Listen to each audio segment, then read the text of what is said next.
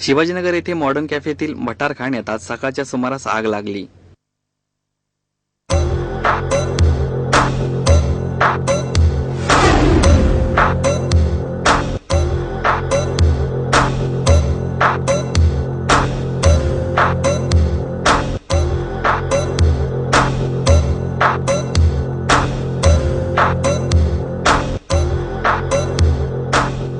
Modern कॅफेतील भटारखान्यात सकाळी 10:30च्या सुमारास आग लागली.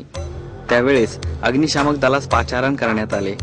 अग्निशामक दलाने आग आटोक्यात आणली असून भटारखान्यात असलेल्या चिमणीत काही तांत्रिक कारणाने ही आग लागली होती.